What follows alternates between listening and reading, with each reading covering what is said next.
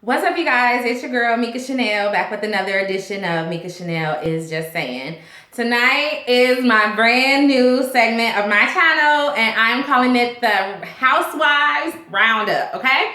So every week, this time is so I'm taping it every Thursday night.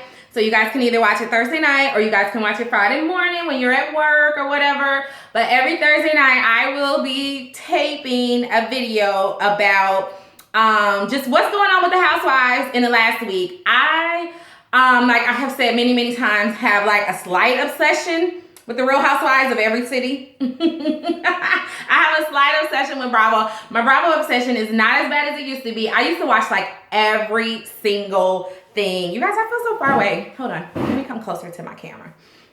Anyways, I used to watch like every single show that came on Bravo. I'm talking Shaw's of Sunset. I'm talking $1 Million Listing.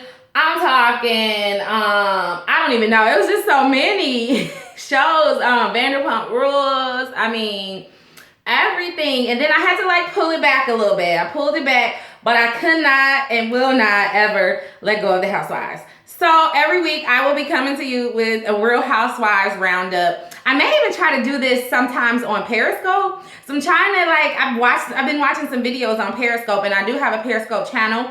I've only done one Periscope with my daughter, and it was just because she was really bugging me. We did like telling everybody good night.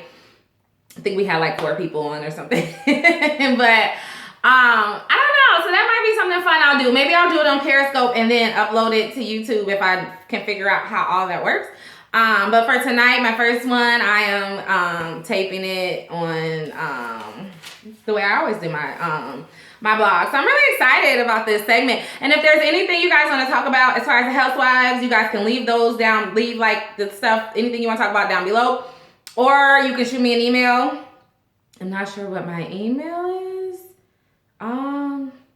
I have an email for my Mika Chanel channel. I gotta figure out what it is. I'm not sure if it's mikachanel@gmail.com or mikachanel@gmail.com. I don't know. Just send me a comment, and if you guys want to talk about anything Housewives related, let me know, and I will research it and I will talk about it. Okay?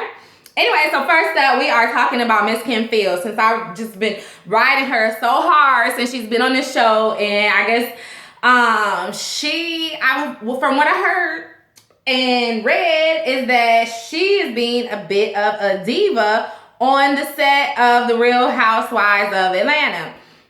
Apparently, I guess this is like old news, but I'm just not hearing about it. I guess like TMZ reported it, and I was watching the Wendy Williams show a couple weeks ago, and not a couple weeks ago, a couple days ago, like Monday or Tuesday or something. And the guy that's always on there, what's his name? Rob Sugar, he's from like the Naughty Gossip website, and he reported that TMZ reported that Kim was like a diva on the set of The Real Housewives of Atlanta. Like, she shows up to things late, she leaves things early. I guess she showed up late to Candy's baby shower, which I guess was like part of the casting, part of the filming.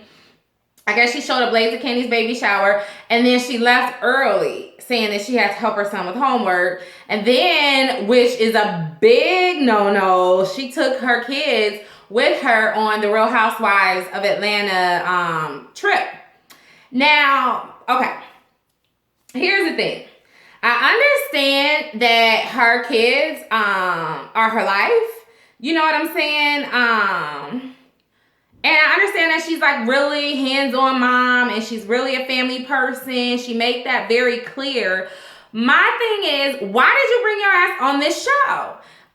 You know what the show is. This is the 8th season of the show. So there were 7 other seasons, motherfucker. And I know you watched it. You may not have watched it religiously, but I know you done glanced at it. I know you read some blogs. So you know what this show is about. And you know that this show is not always conducive to kids, to family life. It's not that you can't have a family life, but you're gonna have to be involved a lot with the ladies by yourself, or with your husband and the two of you with the group alone. You know what I mean? So I just really don't understand why she is like being this big diva. I guess like some of the other cast members are not getting along. So I'm thinking that we're going to see a little bit of this tension come out as the season goes along or whatever.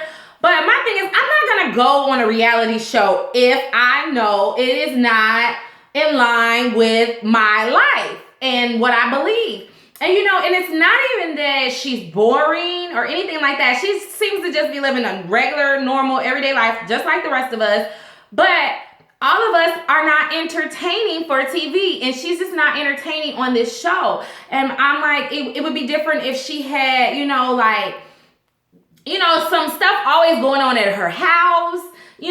People coming in and out, or, shooting a film, or, whatever. Like, if she wants to be home a little bit more, your home life needs to be a little bit more entertaining. You know what I'm saying? Like, you can't, but, and then it doesn't even seem like, to me, from watching the show, that she's even trying to blend in with the ladies at all.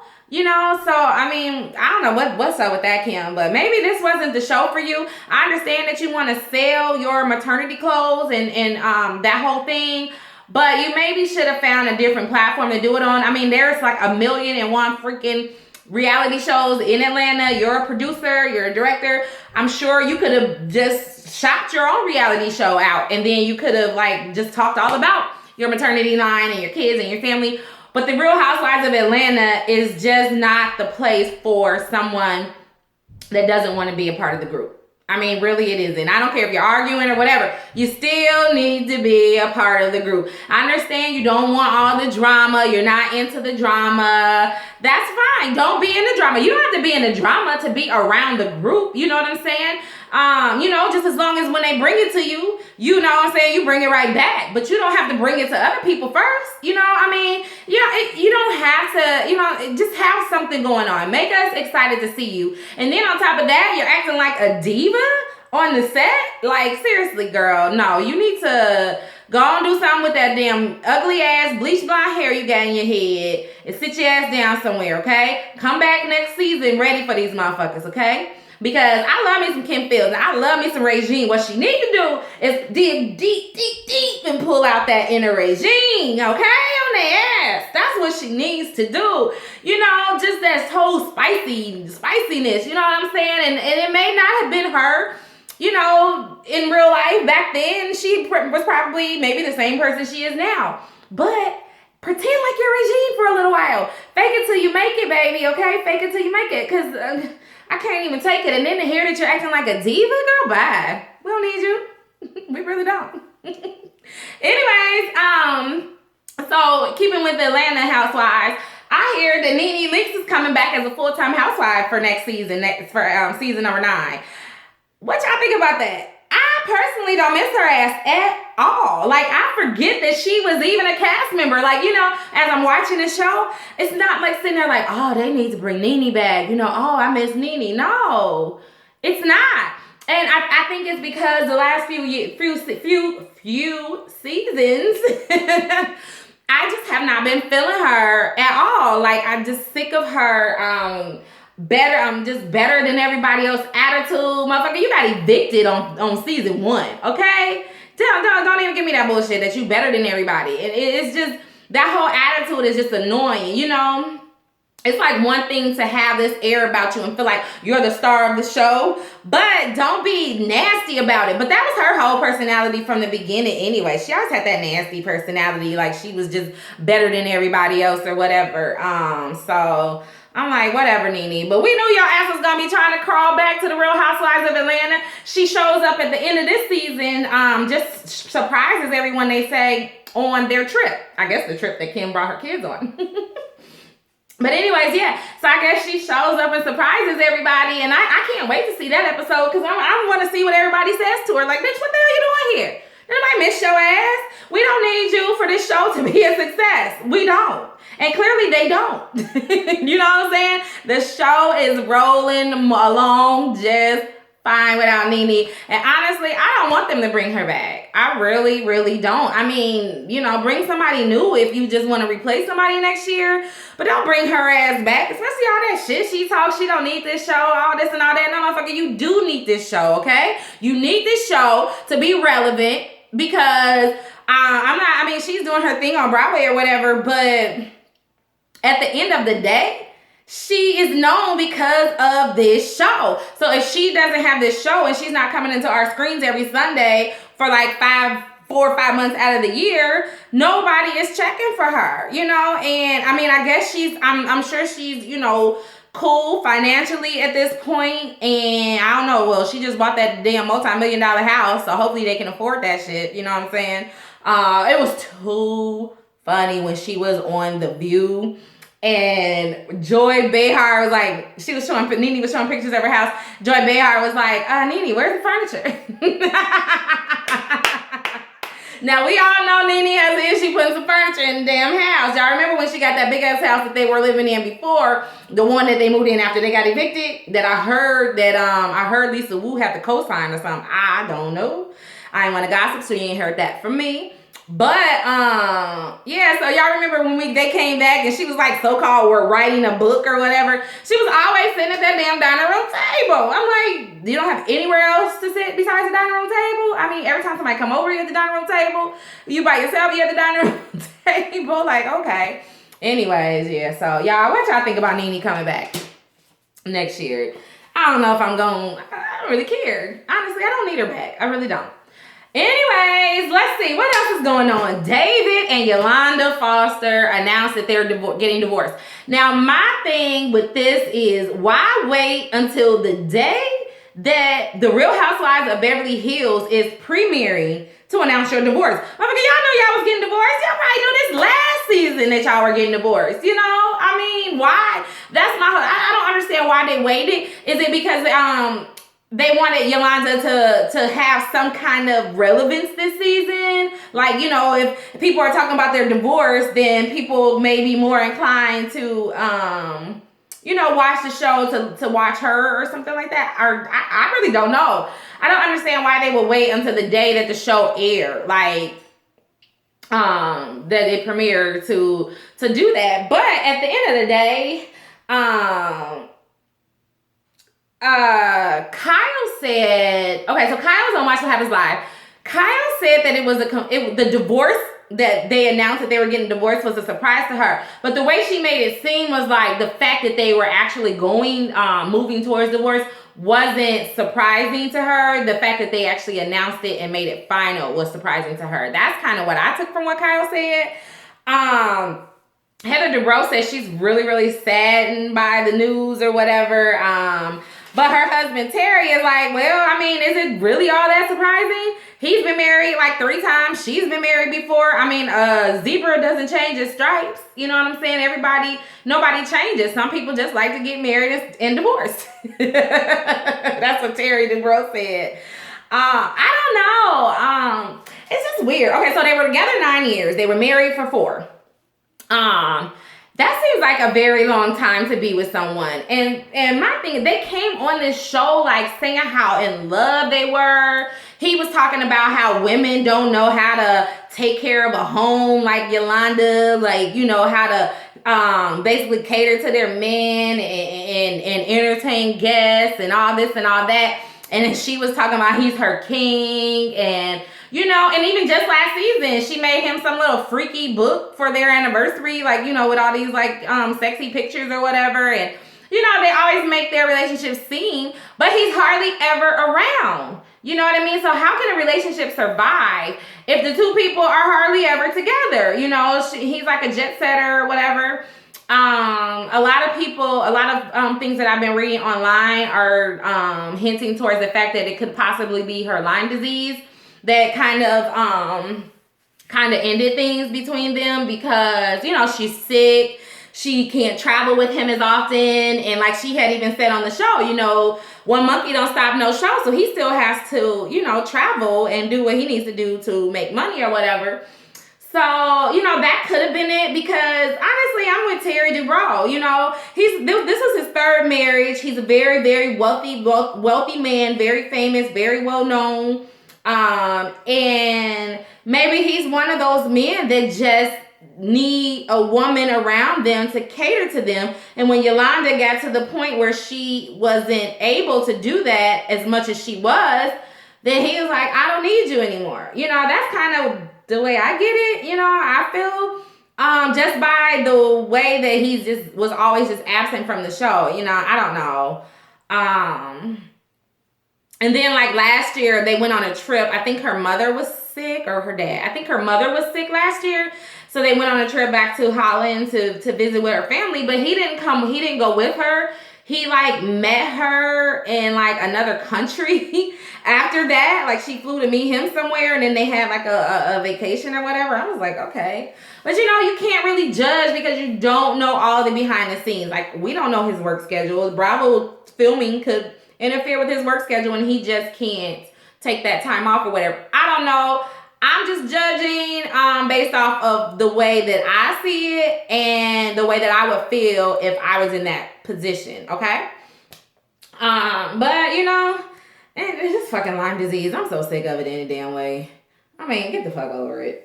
I don't want to make it seem like a joke because she's ill, but at the same time, it's just like, why is she so sick? I you know what I'm going to do? I'm going to research Lyme disease because I had seen like another celebrity like last year, the year before had Lyme disease and they were cured or something, So I'm going to have to research a little bit more about Lyme disease. And like I said in my Beverly Hills blog, it could be all those dang on treatments that she keeps getting all across the country. She gets, what did she say? She got goat's placenta or goat's blood or some bullshit like that inserted into her, and she's always on something crazy. So I don't know, y'all. Let's keep her in our thoughts though that she gets through this divorce and her children, particularly her son, because her son is still living at home, I believe.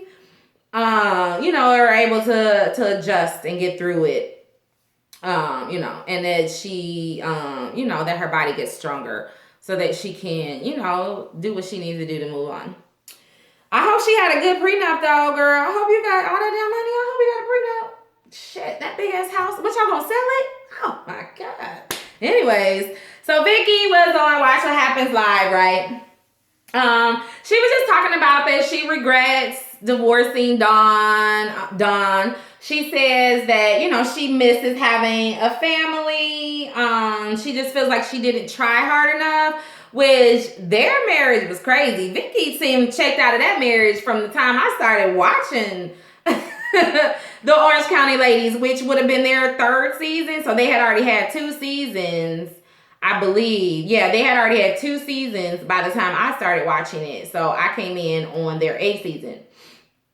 And she just never seemed all that into. Remember they had that one scene where he was talking about how his birthday coming up or whatever. She didn't know how old he was. I'm like, how you don't know how old your husband is? Like, that's crazy.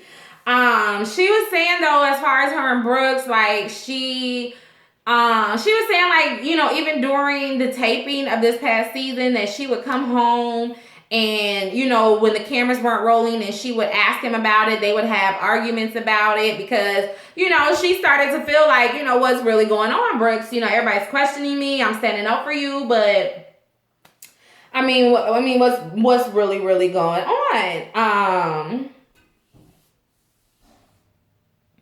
What does that say? Oh, yeah. Okay. I couldn't even read my own handwriting. Anyways, I'll talk about that in a second. So yeah, she was just saying that, and she was saying no, she at this point she does not believe that Brooks has cancer. I really just feel so bad for Vicky, and I don't really know why. I just feel like she just has been really dealt a bad hand this last season, and I feel like her friends just really weren't there for her like they should. And but at the same time, I don't know the whole story. I don't know what's going on with Vicky. And she just always was so level-headed, and you know what I mean?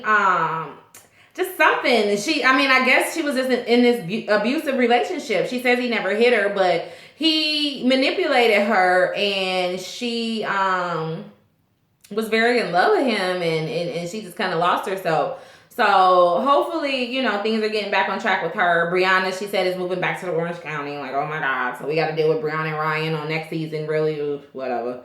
So anyway, so when I was reading on my notes, it was something that I scribbled in afterwards. I guess the cast of the Real Housewives of Orange County are on social media lockdown. Like, they can't discuss the Brooks situation anymore. They can't discuss anything because I guess the Bravo people felt like this was I'm getting this off of Radar Online.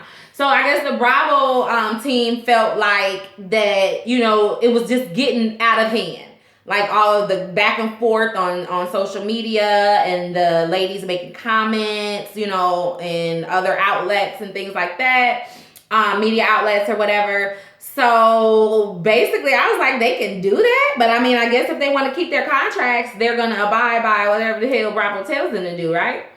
So yeah, so I guess they can't speak about it, which should be interesting. And then I guess once again, the people are saying they don't want to film with Vicky and this and that. And I guess Shannon is like the main one I read on, I think Reality T is where I read this at, that she's kind of like the main one that is like attacking Vicky and just saying she doesn't, really want to have anything to do with Vicky, which makes me really sad. I really like Shannon a lot, and this past season made me not like her so much.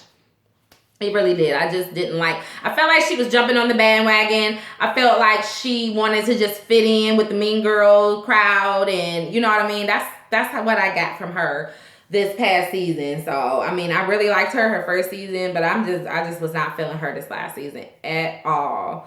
So I don't know. We'll see what's gonna happen with that.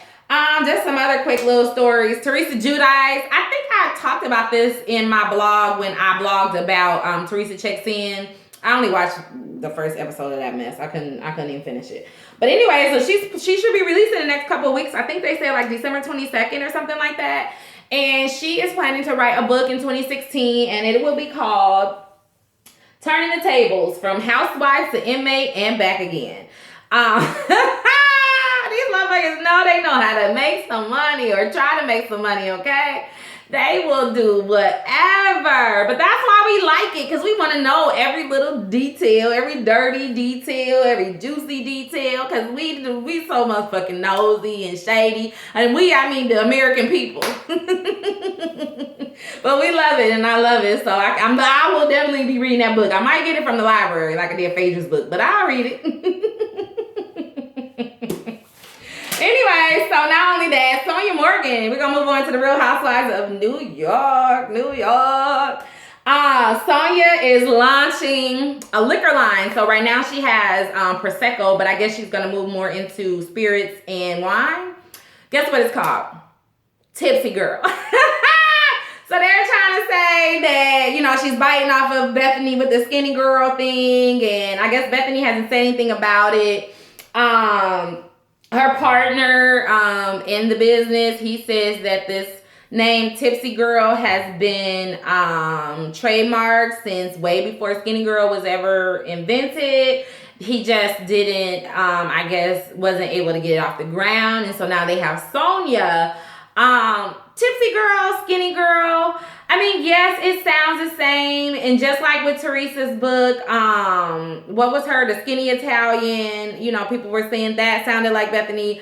Bethany doesn't have, she has a trademark on the name Skinny Girl. She doesn't have a trademark on skinny or girl. You know what I mean? Like, you can use girl in something, you can use skinny in something. You just can't use Skinny Girl. So Tipsy Girl, though yes, it does sound a little bit like Skinny Girl. But to me, it gives a whole different feel. Because Skinny Girl, I'm thinking, okay, I'm going to drink a diet drink. And when I see Tipsy Girl, I'm like, hey, it's time to party. You know what I'm saying? So, you get two different feels when you hear it. I hope that it comes to fruition because there's no launch date. They just said 2016. And Apparently the ladies though aren't being all that supportive of Sonya. They're not coming to her birthday. Well, I guess a couple of the ladies, Luann and Dorinda, came to her birthday party, but most of the ladies aren't coming to her events or whatever. I don't know what that's about, because I thought they all ended on good terms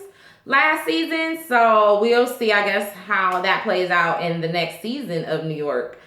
That's really all I had to say about that. And then lastly, Bethany is launching, she started a production company called Be Real Productions. She's got a few things in the works. She's got something that's these are unscripted shows, something that's called closet porn, cocktail porn, and then she has a show that's actually debuting tonight on the FYI channel. Do y'all watch the FYI channel? I watch that channel because I love me some 90 Day Fiance and Married at First Sight. I don't blog about those shows, but I watch them. I watch them on the train, and those are my train commute shows that I watch on my phone. But anyway, so her show is coming on the FYI channel tonight, December 3rd. I'm not sure what time, like 9 or 8 o'clock maybe Central Time.